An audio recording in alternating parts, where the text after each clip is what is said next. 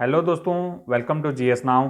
दोस्तों, आज हम लोग भौतिक भूगोल के अंतर्गत ब्रह्मांड को देखेंगे, ब्रह्मांड को पढ़ेंगे और इसके कुछ बेसिक फैक्ट्स को देखेंगे। इसके साथ ही हम लोग सोलर सिस्टम से भी रिलेटेड कुछ बेसिक फैक्ट्स को इंट्रोड्यूस करेंगे इस वीडियो में, जिससे कि आगे जो आने वाली वीडियो हैं उसमें हम लोग डेप्थ में चलते जा सकें।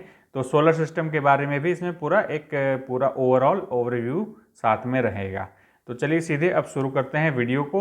जो भी हमारे फ्रेंड्स आए हुए हैं, नए पहली बार आए हुए हैं, वो हमारे चैनल को सब्सक्राइब कर लें, टेलीग्राम ग्रुप से जुड़ जाएं, क्योंकि ये हमारा चल रहा है विजेता बैच, जो कि कम्प्लीटली फ्री ऑफ कॉस्ट एक क्रैश कोर्स है यूपीपीसीएस और ARO 2023 के लिए। तो वीडियो में आगे चलते हैं और देखते हैं कि क्या क्या चीज़ें हैं ब्रह्मांड के बारे में जो हमें जाननी बहुत ज़रूरी है। इस सारी चीज़ों जो आप नोट्स में इसमें देखेंगे वो सिर्फ एग्ज़ाम पॉइंट ऑफ व्यू से ही रिलेवेंट्स हैं, एग्ज़ाम पॉइंट ऑफ व्यू से ही इसको लेके आए हुए हैं। तो चलिए देखते हैं। सबसे पहले एक चीज़ देख लेते हैं, आधुनिक खगोल शास्त्र के जनक कौन हैं। तो उनको कहा जाता है निकोलस कॉपरनिकस। कॉपरनिकसीय क्रांति आप लोग जानते होंगे। कॉपरनिकसीय क्रांति कहा गया था क्योंकि ये हमेशा टर्म यूज होता है जब कोई चीज़ बिल्कुल उलट हो जाए। ठीक है, ये इसलिए यूज़ होता है। इसके पीछे थोड़ी कहानी में बता देता हूँ, आपको पता होगी मैं मानता हूँ, फिर भी बता देता हूँ कि कॉपरनिकस से पहले जो अवधारणा थी ये थी कि यूनिवर्स के सेंटर में पृथ्वी है, पूरे ब्रह्मांड के केंद्र में पृथ्वी, और सारी चीज़ें, सारे ग्रह, जो उपग्रह हैं, सूर्य हैं, तारे हैं, सारे पृथ्वी की परिक्रमा कर रहे हैं।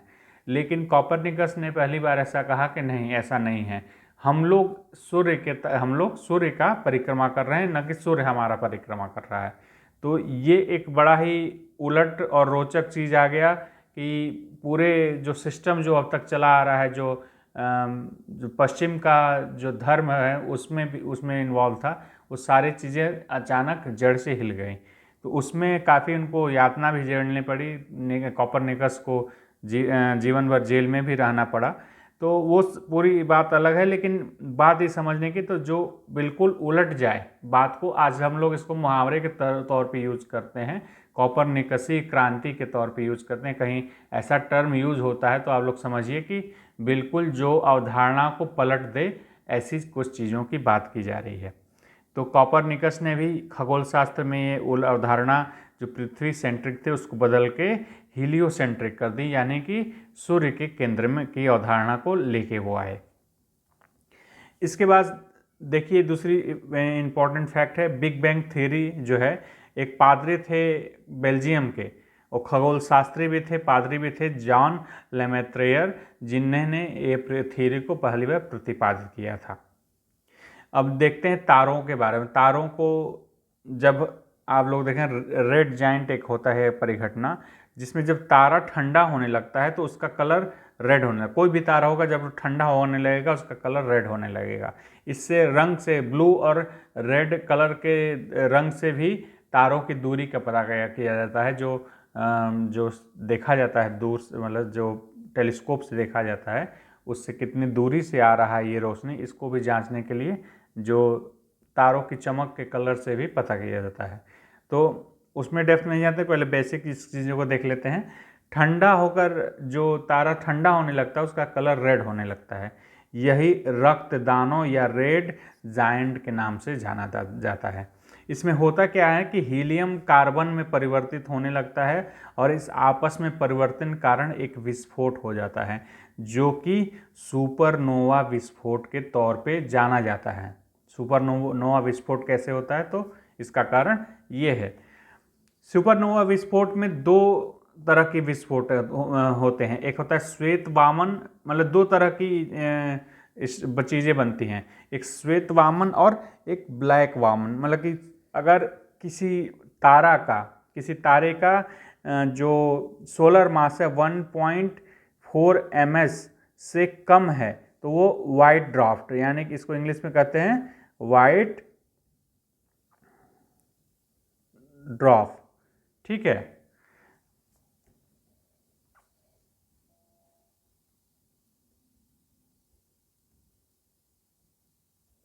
और कोई 1.4 ms यानी कि सोलर मास से अधिक है तो वो बनेगा ब्लैक वॉमन, यानी कि ब्लैक ड्वार्फ में कन्वर्ट होगा। ठीक है, ये 1.4 क्या चीज़ है, ये चंद्रशेखर सीमा इसको कहा जाता है। 1.4 ms चंद्रशेखर सीमा, ध्यान रखिएगा, बहुत ही क्वेश्चन आता है बार बार।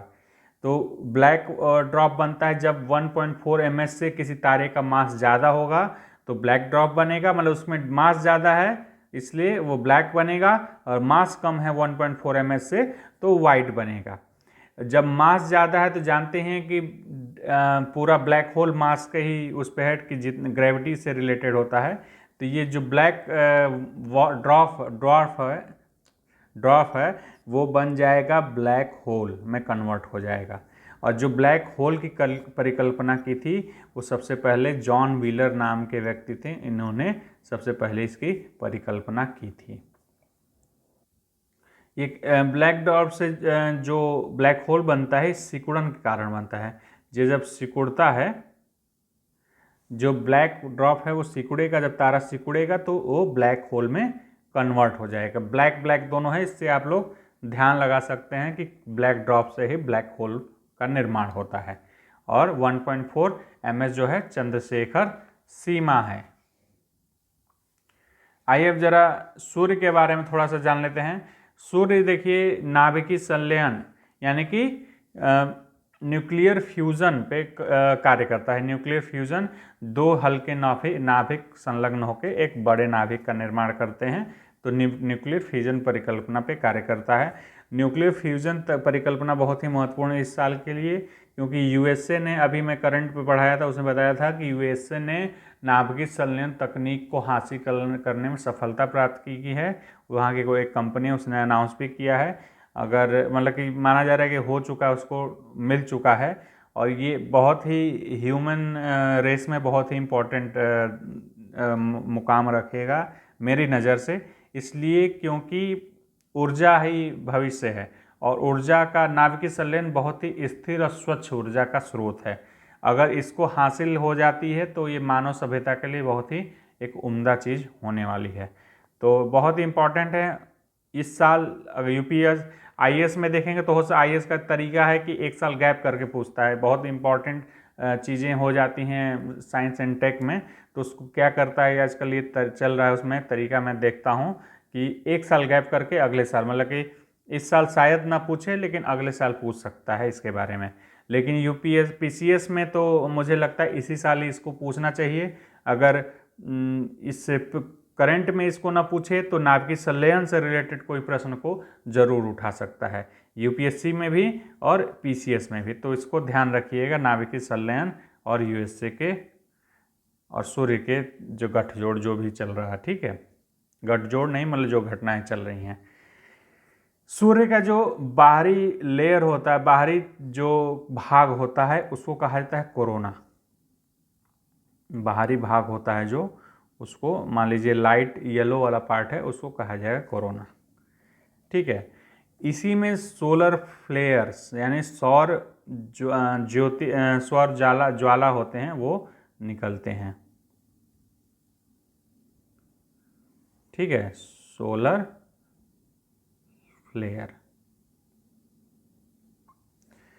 फ्लेयर्स निकलते हैं। और इन सौर ज्वाला के कारण पृथ्वी पर, मैंने बताया था आपको जब वायुमंडल की संरचना बताई थी तो उसमें ध्यान में होगा, आपको बताया था मैंने कि एक घटनाएं होती हैं अरोरा यानी कि ध्रुवीय ज्योति।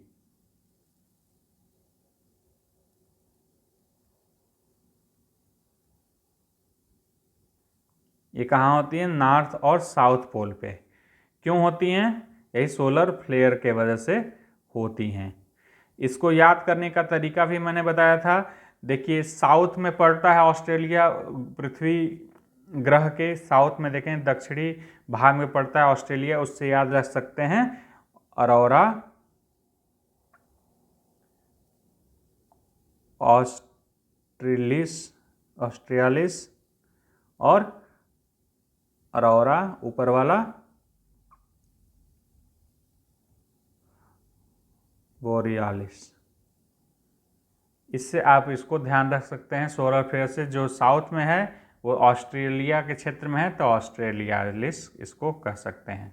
अभी तक आप लोगों को वीडियो पसंद आ रहा हो तो कृपया चैनल को सब्सक्राइब कर लें और हमारे टेलीग्राम ग्रुप से ज़रूर जुड़ें।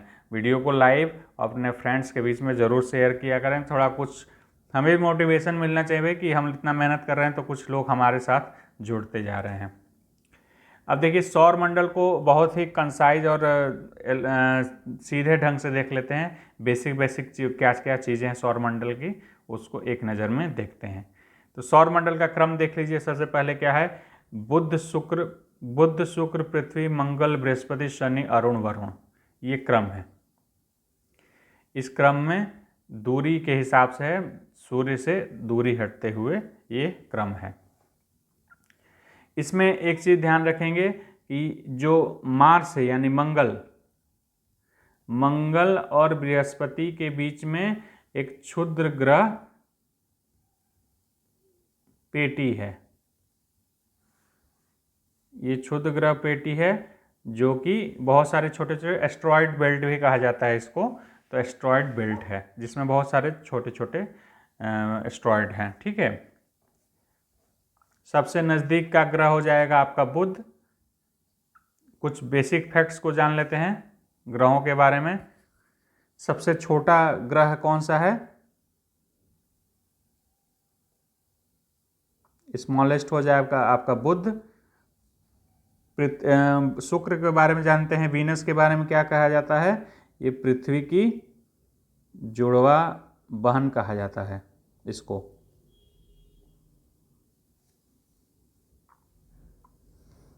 इसके अलावा इसको कहा जाता है शाम का तारा या सायं का तारा, क्योंकि शाम को ये दिखता है। इसके अलावा सुबह का तारा भी कहा जाता है या भोर का तारा भी कहा जाता है, क्योंकि ये भोर में भी दिखता है। यहाँ पे CO2 की बहुत मात्रा पर 90 से 95% के आसपास CO2 होता है, इसलिए यहाँ पे प्रेशर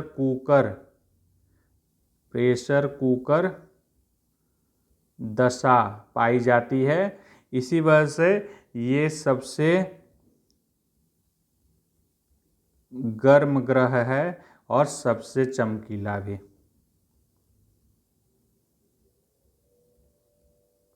इसके बेसिक फैक्ट, सबसे ज़्यादा बेसिक फैक्ट शुक्र के बारे में ही, इसको ध्यान रखिएगा। इसके अलावा मंगल के बारे में छोटे से बेसिक फैक्ट्स जान लेते हैं। ये लाल ग्रह कहा जाता है इसको। ठीक है, इसके 2 उपग्रह हैं। 2 उपग्रह कौन कौन से हैं, फेबोस और डीमोस।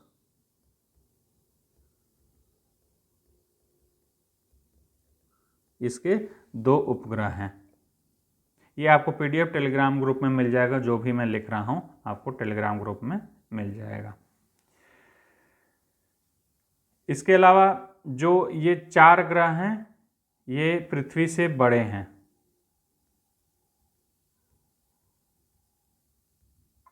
और इसके अलावा 2 बहुत इंपॉर्टेंट फैक्ट्स को ध्यान रखने वाली बात है कि इधर से दूसरा और इधर से दूसरा, ये 2 ध्यान रखिएगा।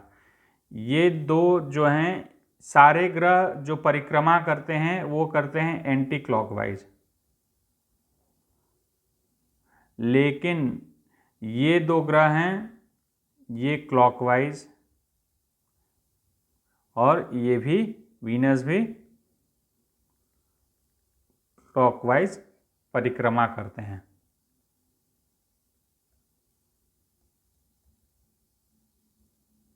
ये ध्यान रखिएगा इन दोनों ग्रहों के बारे में। अभी तक ये चल रहा था कि जुपिटर सबसे ज़्यादा उपग्रह रखता है अपने पास, लेकिन 2019 में ये परिकल्पना चेंज हो गई है। अब कुछ उपग्रह नए मिले हैं शनि या सैटर्न के पास, यानी 82 उपग्रह अब हो चुके हैं शनि के पास और 79 उपग्रह हैं 79 उपग्रह हैं बृहस्पति के पास। तो उपग्रह की संख्या हिसाब से सबसे ज़्यादा उपग्रह इस समय शनि के पास है। शनि के बारे में और क्या कहा जाता है, इसी जैसे 82 उपग्रह हैं इसीलिए इसको कहा जाता है गैलेक्सी लाइक प्लैनेट। और इसके अलावा इसको कहा जाता है गैस का गोला भी कहा जाता है, इसको ध्यान रखिएगा। और इसमें जो वलन है, ये जो रिंग देख रहे हैं, ये 7 वलन हैं, 7 रिंग्स हैं। और इसमें वलन में जो भी हैं मैक्सिमम उपग्रह ही होते हैं, ठीक है, ये वलन में मतलब रिंग में। इसके अलावा जो अरुण है या यूरेनस है, ये अक्षीय झुकाव बहुत ज़्यादा है, इसका है ज़्यादा है, इसलिए लेटा हुआ ग्रह कहा जाता है।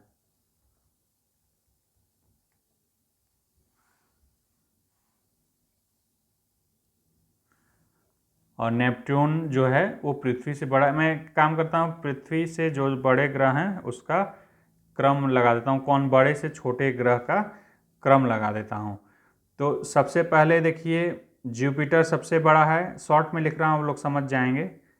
इसके बाद सैटर्न है, फिर यूरेनस है, फिर नेपट्टून है, फिर अर्थ है, फिर उसके बाद वीनस है, फिर उसके बाद मार्स है, और सबसे छोटा मरकरी है, ठीक है। और घनत्व सघनता को एक बार देख लेते हैं हम लोग।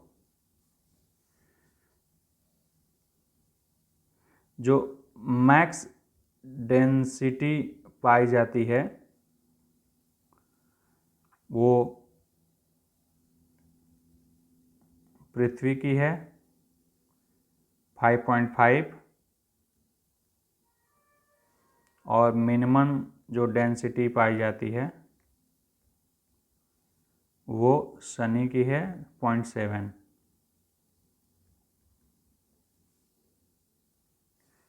और एक और फैक्ट है, सूर्य का जो व्यास है वो पृथ्वी का 109 गुणा है। थोड़ा ये पेन मेरा ख़राब हो चुका है लिखने वाला, इसलिए थोड़ी राइटिंग गड़बड़ बन रही है, क्योंकि तिरछा पता नहीं क्यों लिख रहा है, कुछ प्रॉब्लम है, तो उससे इतना एडजस्ट कर लीजिएगा। आई थिंक आप लोग समझ में आ रहा होगा। अब जरा हम लोग चलते हैं, मून के कुछ कंडीशन होते हैं जो बहुत एग्जाम में पूछ लेते हैं। सुपर मून क्या होता है, ब्लू मून क्या होता है, ब्लड मून क्या होता है, इसको देख लेते हैं कि क्या क्या चीज़, बहुत शॉर्ट में देख लेते हैं। तो सुपर मून देखिए क्या होता है, जब चंद्रमा पृथ्वी के सबसे निकट हो, लिख देता हूं मैं, जब चंद्रमा पृथ्वी के सबसे निकट हो,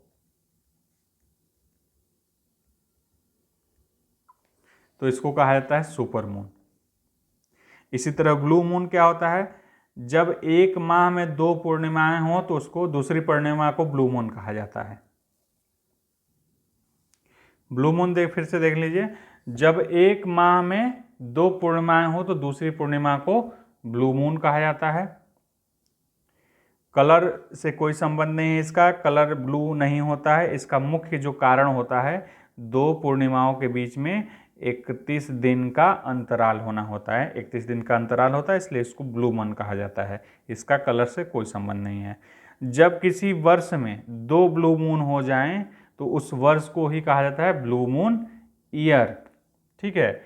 इसी तरह आएगा तीसरा जो टर्म होता है ब्लड मून। लगातार 4 चंद्र ग्रहणों को ब्लड मून की संज्ञा दी जाती है, यानी लिख देता हूं मैं यहाँ पे, लगातार 4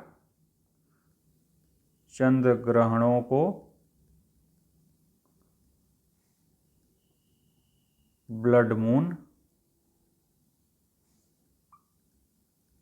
संज्ञा दी जाती है।